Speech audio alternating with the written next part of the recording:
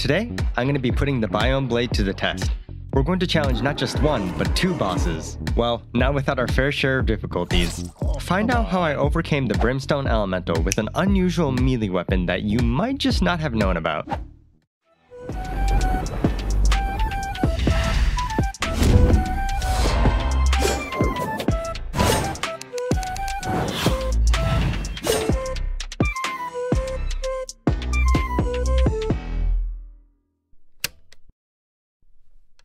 Hey, welcome back. This is the melee only account.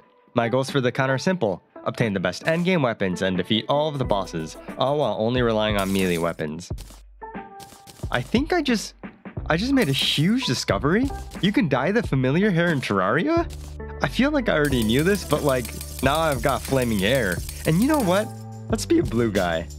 Okay, so we've got a few errands to run. Last episode, we got our hands on 6 out of the 7 new ores we have in the world.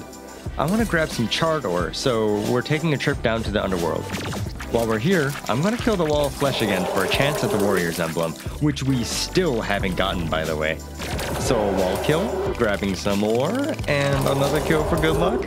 So, with the charred ore, you combine it with healthstone to make unholy cores, which turns into weapons like this. This is the Brimstone sword. True melee hits cause Brimstone geysers for extra damage, and right-clicking throws the weapon, pierces infinitely, and causes a small lingering explosion. Okay, enough dilly-dallying. Let's take a look at what's inside the treasure bags from the Wall of Flesh guilds. Yep, the Rogue's emblem, and oh, here we are, the Warrior's emblem, 15% increase in damage. So I've come back with the calculations. What's the likelihood of the 19th emblem being the Warrior's emblem? Oh, I don't know, maybe just a casual 0.0036% chance? Well, it's okay. I've been spoon-fed on basically every other drop so far in terms of luck. I've been making a small little spawning room to help me farm some stuff, and look what we've got here. Here's the Goblin Army, and there's not a huge difference in hard mode, but there's one drop applicable to us, the Shadowflame knife, which honestly I refuse to use. There's a handful of knives in Terraria, and they always have a different damage type for some ungodly reason. Ranged throwing knives, magic dagger, and this abomination.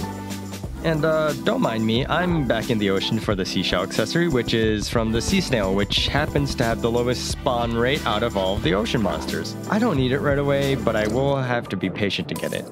And don't worry, the only thing more lethal than impatience is curiosity. So there's 2 actual upgrades I wanted to make before taking on the boss. We made the Daedalus armor last episode, but I haven't made the 2 items that benefit greatly from it. The first is the Ornate Shield, giving defense, damage reduction, and max health as an alternative dash option. Think defensive, while the counter scarf is offensive. And the other, which you can go ahead and thank me for, is the Starlight Wings. 5% damage and crit, but more importantly, this is the last time you'll hear those dang icicles. And honestly, I have no idea what to expect, but I think I'm ready to take on the first boss, the Aquatic Scourge. This is the Desert Scourge they don't want you to worry about. And it's actually a straightforward fight. Dodge him, dodge the spikes he launches, and otherwise just hit him.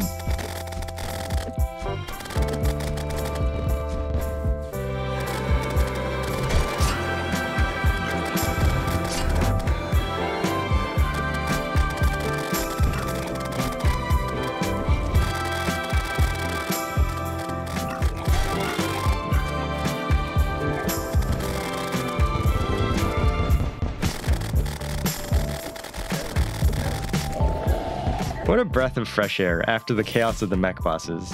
The only reason I'm here is for the upgrade to an accessory, which will let me be underwater a little bit better than the earlier counterpart from early game.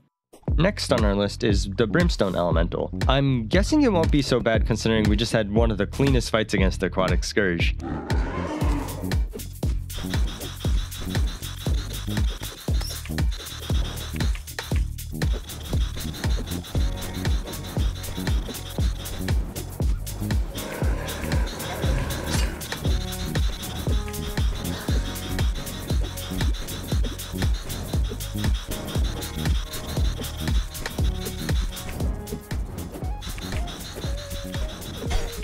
Dodge, okay. Dodge, okay. Laser?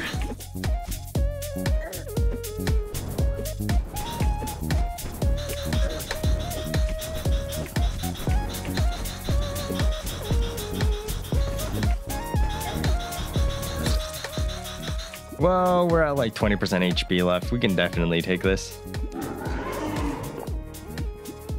Oh, it shoots through walls. So plan B, we fight on the wall of flesh platform. Bad plan, bad plan. It is so fast out of the Brimstone biome. Let's be just a little bit smarter and clear some of the land. And I feel like I'm missing something. So after a bit of studying, I noticed that I was only applying 1 or 2 debuffs maximum on the Brimstone Elemental. Let's change that. Crumbling Potion applies Armor Crunch, minus 15 defense. Flask of Ichor, another minus 15 defense. The Brimstone Elemental has 15 defense in the regular form and 30 defense in Ray form, but we definitely have way more tools up our belt. Here's a melee weapon you might have never heard of, the Bone Breaker. It's a javelin that sticks onto enemies, up to 6, and deals both venom and penetrated, a debuff specific to javelins. With all 6 struck, you deal an additional 120 damage per second. And honestly, I'll let it speak for itself.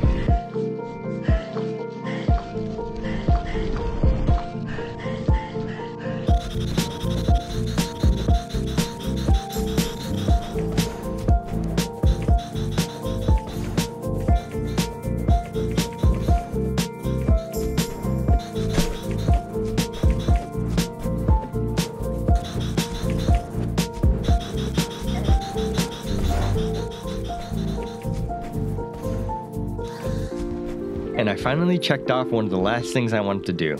Now, we move on to a new challenge. This is the Eye of Desolation. It summons